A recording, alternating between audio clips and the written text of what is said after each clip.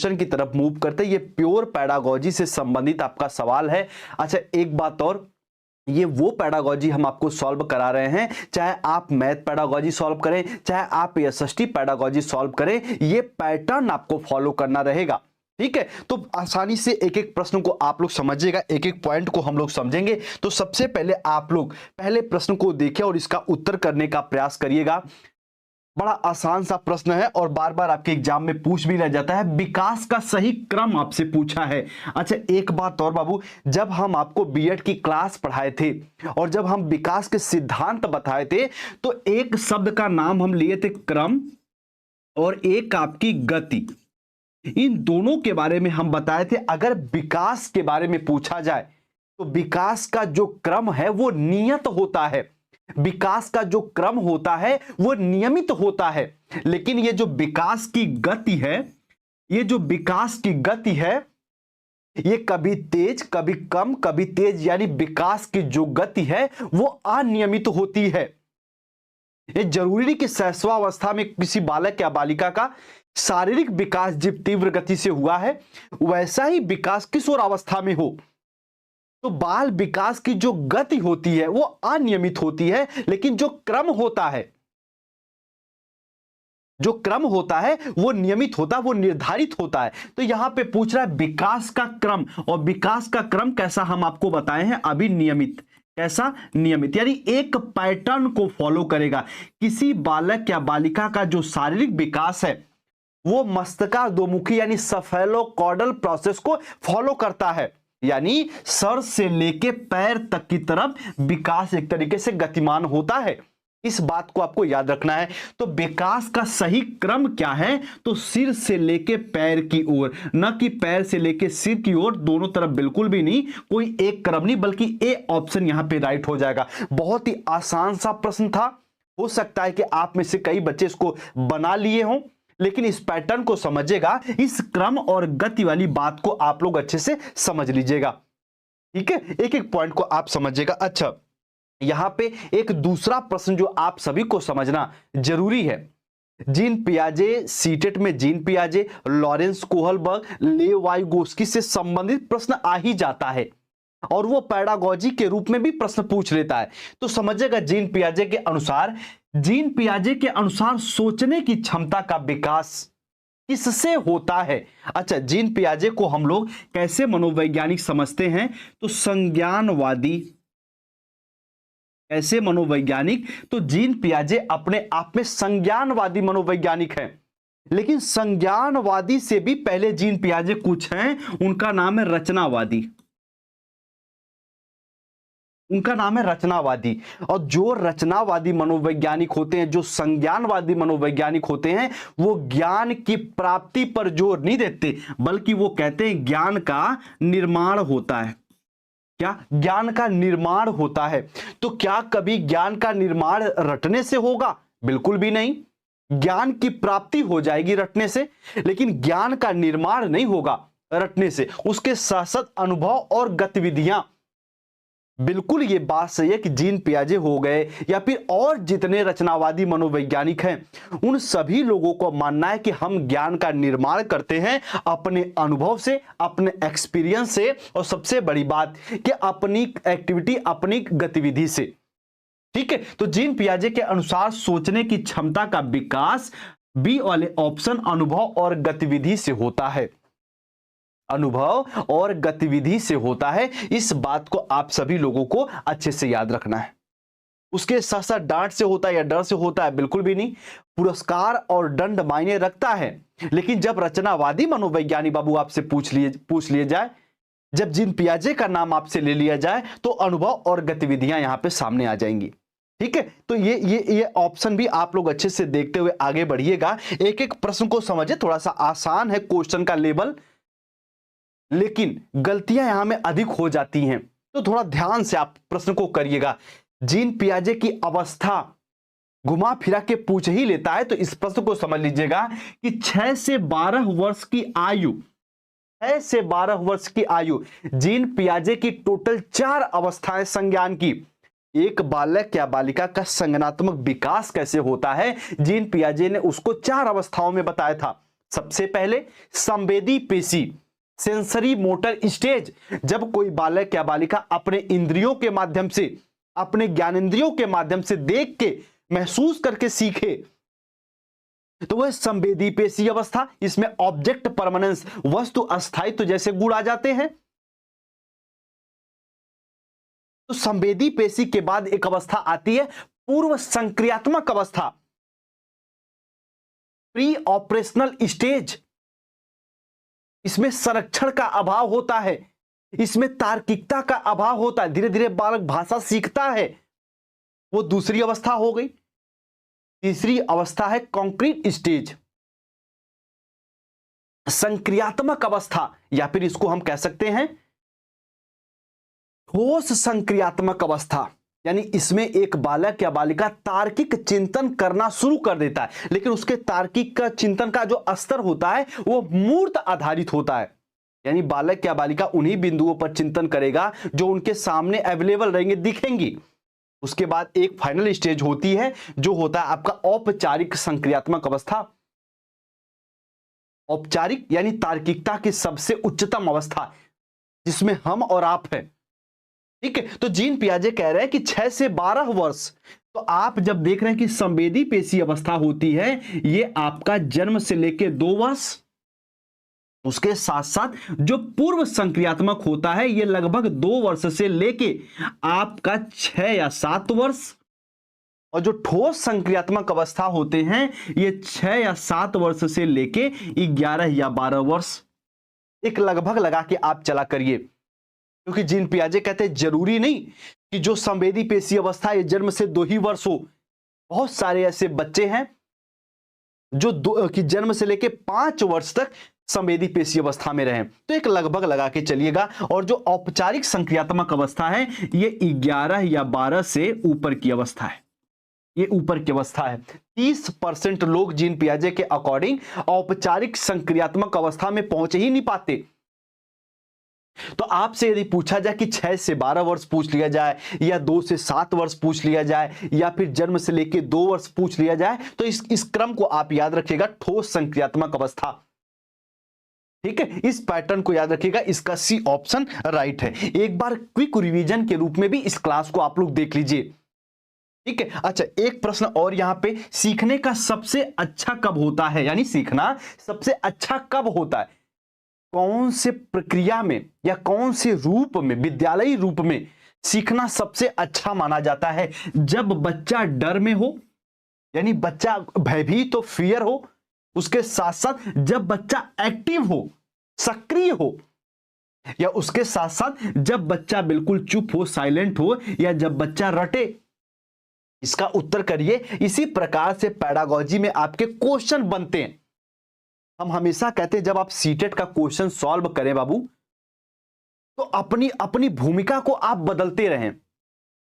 यहां पे आप एक अच्छे टीचर के रूप में पेश आइए और ये खुद से बताइए कि सबसे अच्छा वो कौन सा समय होता है जब बच्चे ज्यादा से ज्यादा सीख पाएंगे। तो पॉजिटिव के साथ आप जाइए, जब बच्चे डर में हो। डर से किसी चीज को बच्चा रट सकता है, सीख नहीं सकता।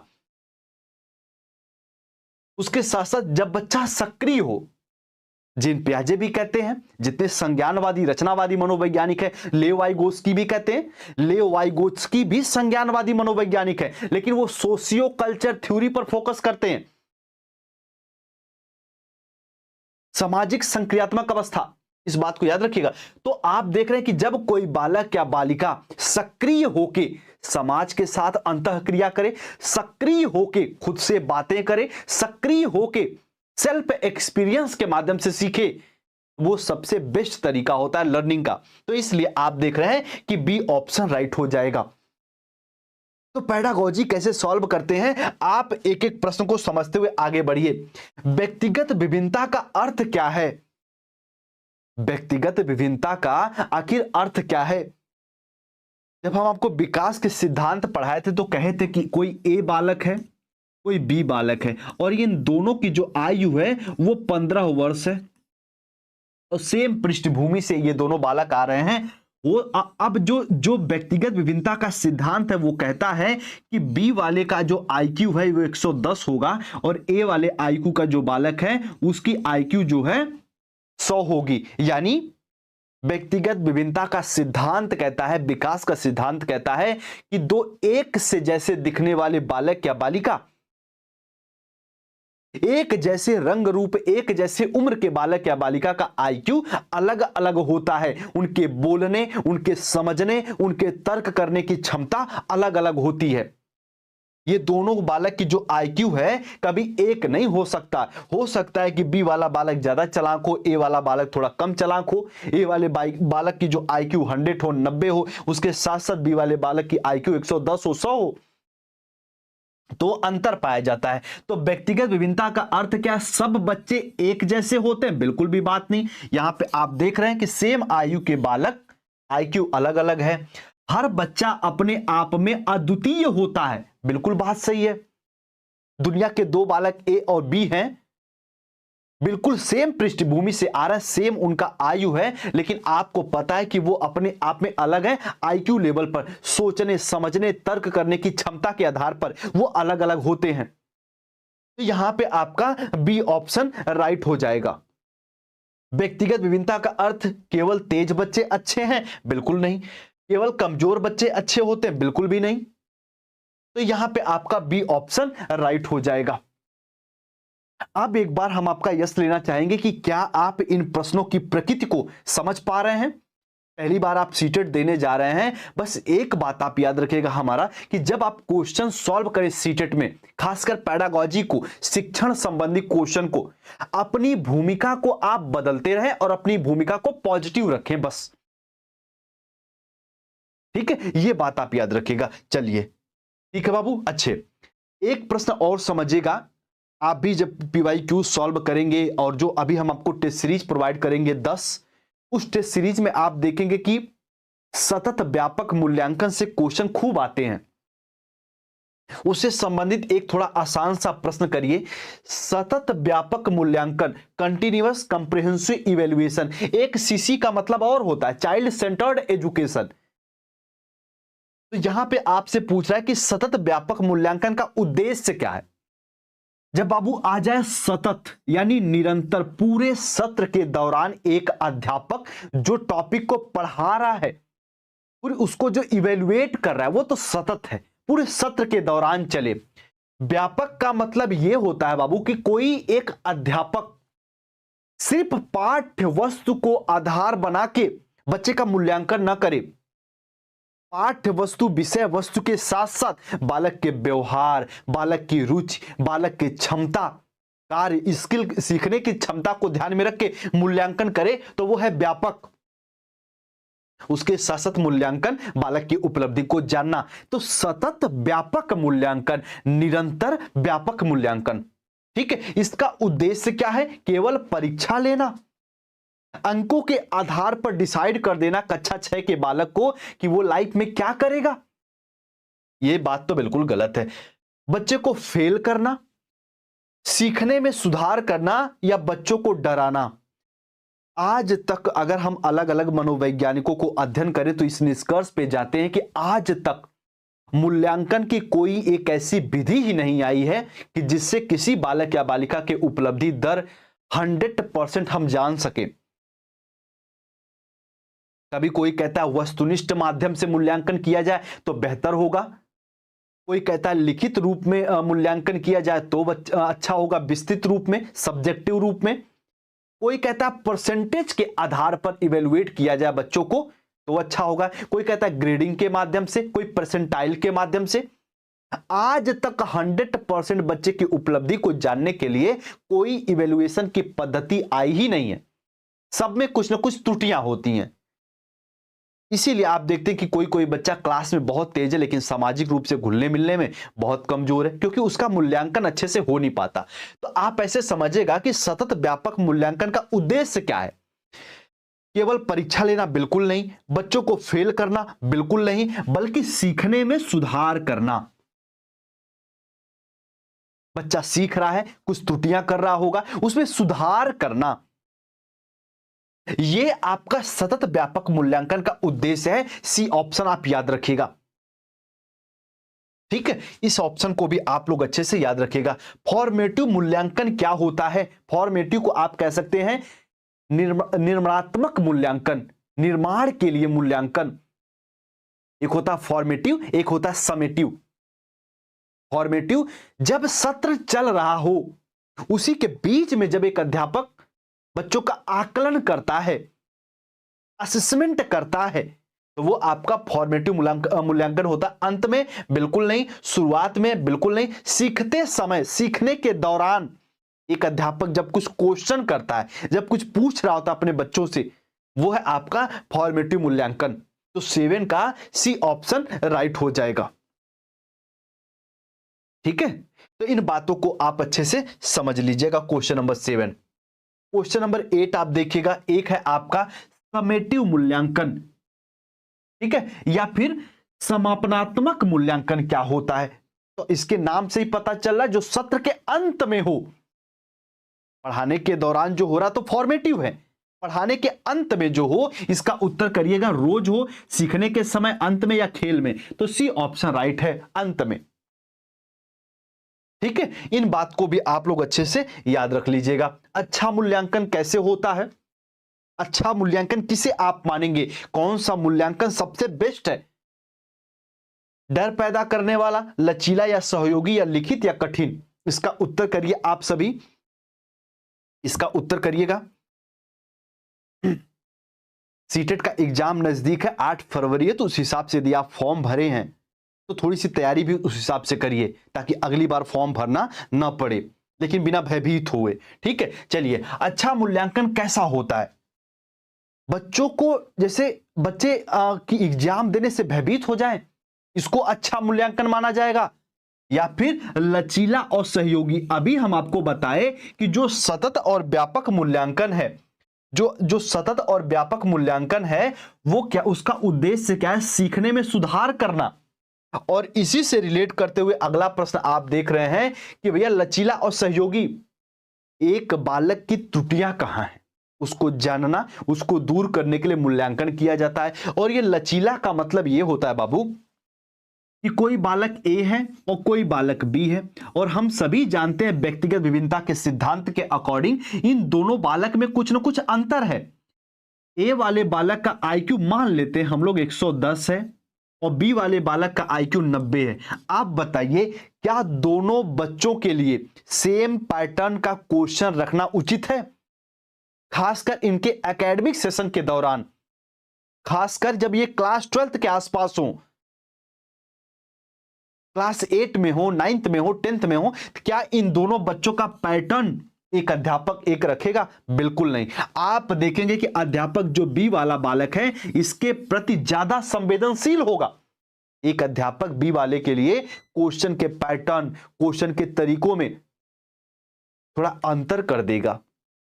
तो इस बात को आप याद रखिएगा, लचीला और सहयोगी होता है। तो 9th का बी ऑप्शन यहां पे राइट है, ठीक है। अधिकतर बच्चों का उत्तर बिल्कुल ठीक है। हाँ, टाइम कम है, क्लास डेली होगी दोपहर के 12 बजे, परेशान मत होइए। इसके बाद हम पेडागोजी कवर कराएंगे आपको, अलग अलग सब्जेक्ट की। तो थोड़ा सा अभी आप फोकस करिए जो अभी बता रहे हैं। मूल्यांकन का मुख्य उद्देश्य क्या है? रैंक बनाना, बच्चों को समझाना, डराना या सजा देना? मूल्यांकन, बार बार आपसे इवेल्युएशन से संबंधित प्रश्न आ रहा है, इसलिए इसकी बारंबारता को हम बढ़ा दिए क्लास में, ठीक है। मूल्यांकन का मुख्य उद्देश्य क्या है? बच्चों को समझना, उनके आईक्यू स्तर को समझना, उनकी त्रुटियों को समझना। इसमें एक अध्यापक की भूमिका आपको निर्वहन करनी है। एक अध्यापक के रूप में आप मूल्यांकन को कैसे समझेंगे कि मूल्यांकन है क्या? तो बच्चों को समझने के लिए, बच्चों के उपलब्धि अचीवमेंट रेट को जानने के लिए। तो बी ऑप्शन यहां पे इसका सही हो जाएगा क्वेश्चन नंबर 10 का। Question number 11, inclusive education. आप सीटेट का जब सिलेबस उठा के देखेंगे पेडागोजी का, तो इंक्लूसिव एजुकेशन से संबंधित प्रश्न आपसे पूछे जाते हैं। तो समावेशी शिक्षा से संबंधित कुछ प्रश्न को सॉल्व करिए आप, ठीक है। समझिए, समावेशी शिक्षा का मतलब है, समावेशी शिक्षा का आखिर मतलब क्या होता है? जब हम आपको इंक्लूसिव एजुकेशन पढ़ाए थे, बीएड में बताए थे, एक छत के नीचे सभी बच्चों को बिना किसी भेदभाव के एक साथ बैठा के पढ़ाना, उनकी क्षमता को ध्यान में रखते हुए। अगर कोई बालक 100% दृष्टिबाधित है तो उसके लिए उसी विद्यालय में अलग से क्लासरूम की व्यवस्था करेंगे और फिर जब वो ग्राउंड में खेलने आए तो सारे बच्चों के साथ खेले। तो समावेशी शिक्षा कहती है हम बच्चों की क्षमताओं को ध्यान में रखते हुए बिना किसी भेदभाव के सारे बच्चों को एक छत के नीचे बैठा के पढ़ाएंगे। तो वही समावेशी शिक्षा का मतलब अलग अलग स्कूल बिल्कुल नहीं, केवल विशेष बच्चे बिल्कुल भी नहीं, सभी बच्चों को साथ पढ़ाना उनकी क्षमता को ध्यान में रखते हुए। तो इसका आपका सी ऑप्शन राइट हो जाएगा।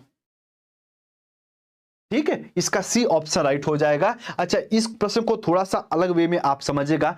बहुत बार ऐसा होता है कि जब हमारे दिमाग में समावेशी शब्द आता है तो हम लोग एक अलग, एक स्पेशल स्कूल की हम लोग कल्पना कर लेते हैं।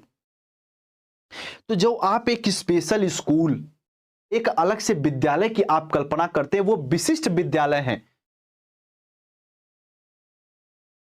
इन बात को याद रखिएगा। सबसे पहले जब एजुकेशन की शुरुआत मानी जाती थी तो एक प्रकार से एकीकृत शिक्षा थी। कोई भी बालक हो दुनिया का, वो सब एक साथ बैठ के पढ़ते थे मान लीजिए। फिर कुछ लोगों को महसूस हुआ कि भैया वो अमीर हैं या फिर बहुत ज्यादा पैसे वाले हैं, धनवान हैं, वो गरीबों के साथ अपने बच्चों को बैठा के पढ़ाते थे। उनमें बड़ा हीन भावना आ गई। तो उनके लिए वो बोले कि नहीं भैया, हम विशिष्ट विद्यालय हम अपने बच्चों को पढ़ाएंगे। कुछ लोगों को महसूस हुआ हमारा बच्चा तो स्वस्थ है, वो विकलांग बच्चों के साथ क्यों बैठ के पढ़ेगा। तो वहां से विशिष्ट विद्यालय का कॉन्सेप्ट आया। फिर जब और बुद्धिमान हुए, बुद्धिजीवी हुए और ये देखे कि विशिष्ट विद्यालय में से जब बच्चे निकल रहे हैं उनमें हीन भावना है, किसी कुंठित के प्रति, किसी फ्रस्ट्रेट के प्रति, किसी दिव्यांग के प्रति। तो फिर एक नया शब्द आ गया हमारे एजुकेशन सिस्टम में जिसका नाम था समावेशी शिक्षा। हम बच्चों की क्षमता, बच्चों की दिव्यांगता को ध्यान में रखते हुए एक साथ बैठा के पढ़ाएंगे। यह है समावेशी शिक्षा, सभी बच्चों को साथ पढ़ाना। अब बताओ इन बात को समझे क्या? तो भैया सी ऑप्शन इसका राइट हो जाएगा, सभी बच्चों को साथ बैठा के पढ़ाना। ठीक है, चलिए। विशेष आवश्यकता वाले बच्चों के लिए शिक्षक को क्या करना चाहिए? अनदेखा कर देना चाहिए, अलग बैठाना चाहिए, सहयोग देना चाहिए या डांटना चाहिए?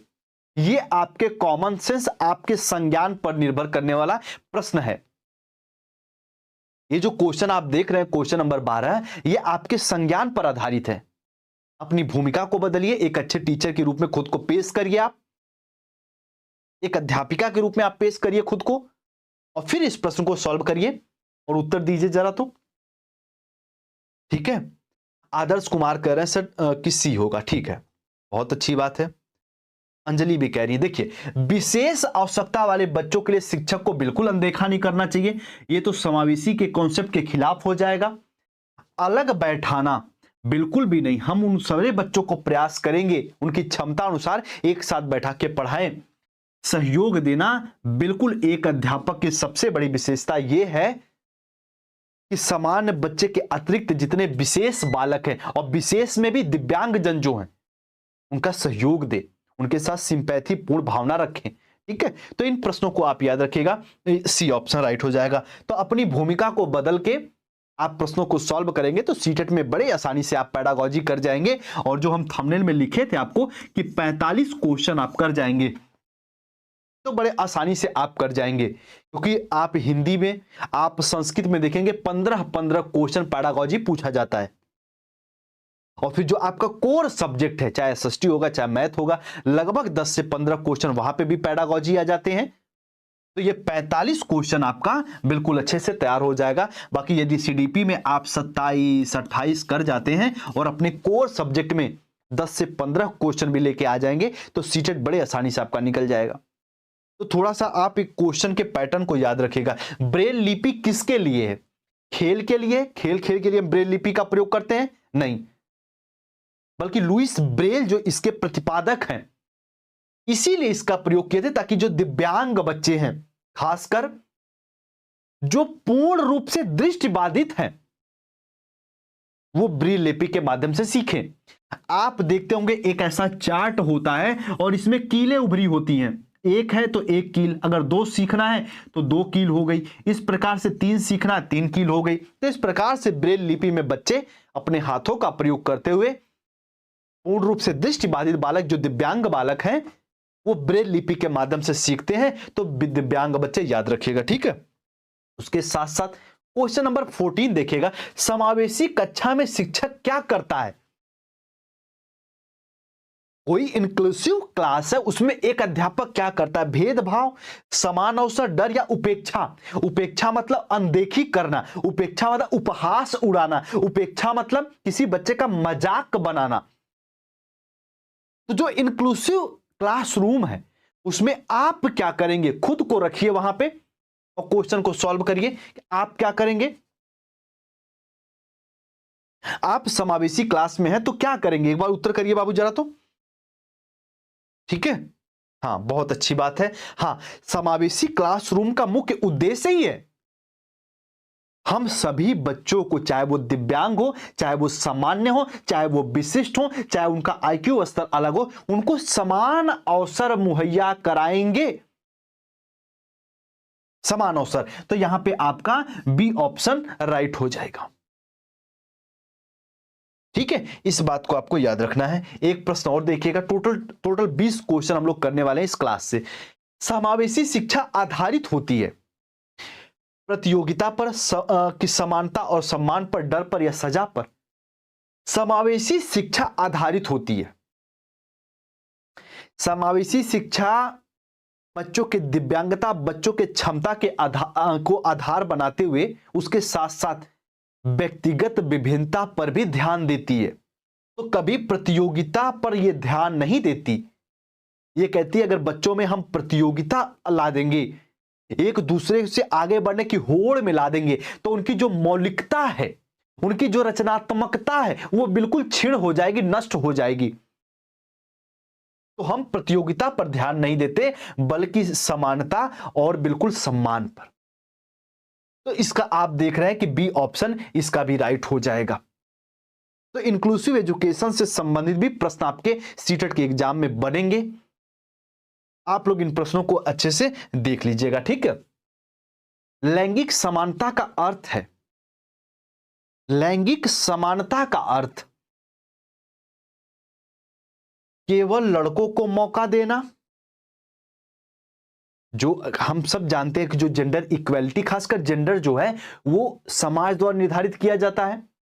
जो सेक्स आइडेंटिटी है वो तो बायोलॉजिकल प्रोसेस है, लेकिन जो जेंडर आइडेंटिटी है, लिंग पहचान है, वो समाज द्वारा निर्धारित की जाती है कि स्त्री हो कान में बाली पहननी, स्त्री हो नाक में आपको अलग उपकरण पहनने हैं, जो भी नथिया पहननी है। आप पुरुष हो तो आपको अलग तरीके से रहना, महिला अलग तरीके से रहना आपको है, थर्ड जेंडर हो अलग तरीके से रहना है। तो जो जेंडर का निर्धारण वो समाज करता है। तो भैया अगर जेंडर समानता का अर्थ क्या होता आखिर वास्तविक रूप में, ये पूछ रहा है। केवल लड़कों को मौका देना, फिलहाल के समय में तो यही हो रहा है। आज भी महिलाएं आधी आबादी द्वितीय दर्जे की एक तरीके से नागरिक हैं पूरे विश्व में। उसके साथ साथ केवल लड़कियों को मौका देना या फिर दोनों को समान अवसर या किसी को नहीं। जेंडर इक्वेलिटी कब आएगी? एक संज्ञानी, एक स्वस्थ मानसिक का अध्यापक जेंडर इक्वेलिटी किसको मानता है? इस प्रश्न को आपको सॉल्व करना है भैया। जेंडर समानता का अर्थ क्या है? केवल वाले प्रश्न तो वैसे ही सीटेट में नेगेटिव माने जाते हैं। केवल हो, मात्र हो, सिर्फ हो, अकेला हो, तो ये प्रश्न नेगेटिव में आ जाते हैं। इसका उत्तर दोनों को समान अवसर। जेंडर इक्वेलिटी तभी ना होगी कि कोई पुरुष 8 घंटे जॉब कर रहा है उसको 10,000 रुपए मिल रही है और कोई महिला 8 घंटे जॉब कर रही है उसको 6,000 रुपए मिल रहे हैं। ये गलत है ना। दोनों को बिल्कुल इक्वल पेमेंट मिले, जॉब अपॉर्चुनिटी बिल्कुल इक्वल हो दोनों के लिए, महिलाओं को बिल्कुल पुरुषों के बराबर में लाने के लिए आर्थिक सहायता दी जाए, तब ना माना जाएगा कि ये जेंडर इक्वेलिटी का काम हो रहा है। तो लैंगिक समानता का मतलब होता है दोनों को समान अवसर मुहैया कराना। तो ये आपका सी ऑप्शन यहां पे राइट हो जाएगा। शिक्षक को क्या नहीं करना चाहिए? एक अध्यापक है उसको क्या नहीं। देखिए बाबू, जब सीटेट का प्रश्न हम लोग सॉल्व करते हैं तो ये नहीं वाले शब्द को भूल जाते हैं, लेकिन आपको भूलना नहीं है। बार बार आपके एग्जाम में नहीं जो क्वेश्चन में नहीं आ जाता और बच्चे गलती कर बैठते हैं, तो आपको ये नहीं याद रखना है। शिक्षक को क्या नहीं करना चाहिए? समान व्यवहार नहीं करना चाहिए, भेदभाव नहीं करना चाहिए, प्रोत्साहन या सहयोग नहीं करना चाहिए। ये तो कॉमन सेंस पे आधारित है पैडागोजी का। एक अध्यापक को अपने क्लासरूम में भेदभाव नहीं करना चाहिए, भेदभाव, ठीक है, इस बात को आपको अच्छे से याद रखना है। कक्षा में लड़कियों को कम बोलने देना है। कोई एक अध्यापक है, उसकी इस प्रकार की मेंटेलिटी है कि हम अपने क्लासरूम में लड़कियों को कम बोलने देंगे। तो ये किस चीज को दर्शा रहा है? ये सही बात है, ये गलत बात है, जरूरी या परंपरा है? कहते हैं ना, कोई कुरीतियों को थोपना है तो उसको परंपरा का रूप दे दीजिए। खैर, कक्षा में लड़कियों को कम बोलने देना किस प्रकार की प्रक्रिया है? सही बात है ये परंपरा है, जरूरी है, या फिर ये गलत है? बिल्कुल गलत है ये। एक आप स्वस्थ दृष्टिकोण के अध्यापक या अध्यापिका हैं तो कभी आपके इस प्रकार की विचारधारा नहीं होगी कि हम गर्ल्स को बोलने नहीं देंगे, ठीक है। तो इस प्रकार की चीजें आप देख लीजिएगा। क्वेश्चन नंबर 18 का बी ऑप्शन राइट है। दो प्रश्न और आप देखिएगा प्योर पैडागोजी से संबंधित, एक आपका कॉन्सेप्ट, एक आपका पॉजिटिव वे में किस प्रकार से प्रश्नों को सॉल्व करते हैं, इस क्लास से आप जरूर सीख के जाएंगे। क्वेश्चन नंबर 19, पाठ्य पुस्तकों में क्या होना चाहिए? आप सीटेट का जब आप सिलेबस उठा के देखेंगे पैडागोजी को, तो जेंडर स्टीरियोटाइप आपको पढ़ना है, लैंगिक रूढ़िवादिता आपको पढ़नी है, और उसी से संबंधित हम प्रश्न लेके आए हैं। पाठ्य पुस्तक में क्या होना चाहिए? हमारी जो पाठ्य पुस्तक है, केवल पुरुष पात्र, यानी जो भी कहानियां, जो भी हम साहित्य हो, उनमें जो पात्र हो, उनमें जो अदाकारा हो, वो कौन हो? केवल पुरुष या केवल महिला या संतुलित चित्रण या कोई पात्र नहीं। अधिकतर हमारी पाठ्य पुस्तकों में आप देखते हैं कि जो कहानियां होती हैं उनमें लड़के, उनमें पुरुष, उनमें व्यक्ति, यही चीजें आपको मिलती हैं। वो कहीं ना कहीं रूढ़िवादिता को, पित्त सत्तात्मक समाज को दर्शा रही है। लेकिन वास्तविक रूप में पाठ्य पुस्तक में क्या होना चाहिए कि जेंडर इक्वलिटी स्थापित हो पाए हमारी सोसाइटी में, खासकर इंडियन सोसाइटी में, तो वह संतुलित चित्रण। अगर कहानियां, कथनांक जो हैं वो मेल पात्र के लिए हैं, तो साथ में वो फीमेल के लिए भी होने चाहिए, तब जाके वो संतुलित चित्रण होना चाहिए। तो पाठ्य पुस्तक में क्या होना चाहिए? संतुलित चित्रण। इस बात को याद रखिएगा, ठीक है। तो जो भी पैडागोजी आप सॉल्व करें, एक पॉजिटिव माइंडसेट लेके चलेंगे तो बड़े आसानी से आपका जो क्वेश्चन है वो बनता चला जाएगा। अब यहां पे देखिएगा, लैंगिक संवेदनशील शिक्षक क्या करता है? यानी लैंगिकता के प्रति, जेंडर आधारित जो भेदभाव हो रहे हैं या जेंडर समानता के लिए बिल्कुल सक्रिय अध्यापक क्या करेगा? भेदभाव करता है या फिर समान अवसर देता है, नजरअंदाज कर देता है, या फिर डराता है? इसका उत्तर आप सभी बनाइए, इसका उत्तर आप सभी बनाइए कि एक अध्यापक, इसका उत्तर आप सभी बनाइए बाबू। इसका उत्तर आप सभी बनाइए कि लैंगिक रूप से संवेदनशील या लैंगिक रूप से सक्रिय कोई अध्यापक, जो रूढ़िवादिता है, जो पॉजिटिव पॉइंट है, कुछ नेगेटिव पॉइंट है, उनके प्रति बड़े संवेदनशील अध्यापक, आखिर में वो करेगा क्या? भेदभाव करेगा? बिल्कुल नहीं। समान अवसर देगा? बिल्कुल बात से। नजरअंदाज बिल्कुल नहीं करेगा। डराता तो बिल्कुल नहीं है। वो स्त्री, पुरुष, बालक, बालिकाओं को बिल्कुल इक्वल समझता है सीखने के स्तर पर, तो भैया वो बिल्कुल समान अवसर देता है। तो इसका आपका बी ऑप्शन राइट हो जाएगा। इस प्रकार से आपको पैडागोजी सॉल्व करनी है, अपनी भूमिका को बदलनी है, अपने स्वरूप को बदलते हुए आप प्रश्नों को देखते जाएंगे, पॉजिटिव माइंडसेट रखेंगे तो सीटेट में उत्तर होता जाएगा। अब कल जो हम आपको 20 क्वेश्चन कराने वाले हैं, इससे लेवल बढ़ाएंगे। तो उसको भी आप लोग अच्छे से सॉल्व करिएगा। बाकी आज बताइए कि आपका 20 में से कितना क्वेश्चन आपका सही हुआ है, जरा बताइएगा तो, एक बार बताइए, फिर हम क्लास को ऑफ करेंगे। ठीक है, तो इस प्रकार से आप प्रश्नों को देखते हुए आगे बढ़ेंगे तो बहुत अच्छी बात है।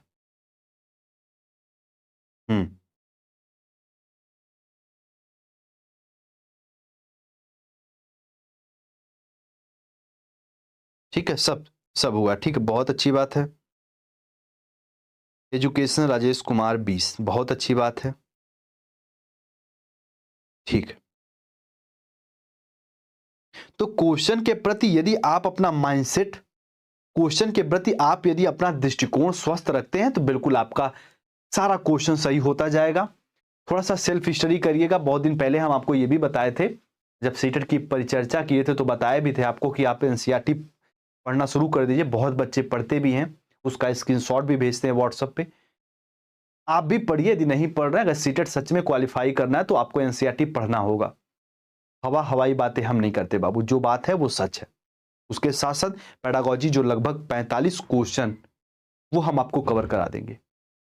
ठीक है, चलिए, अच्छा, मिलते हैं हम लोग अपने क्लास में। आप लोग अपना ख्याल रखिए, और जो भी होगा जैसे भी होगा हम आपको इन्फॉर्म करते रहेंगे टेलीग्राम पे। साथ में कल फिर 12 बजे हम आपको सीटेट के कुछ इंपॉर्टेंट क्वेश्चन और कराएंगे, उसको भी आप लोग अच्छे से करिएगा। आप सभी भाई बहन को नमस्ते, जय हिंद।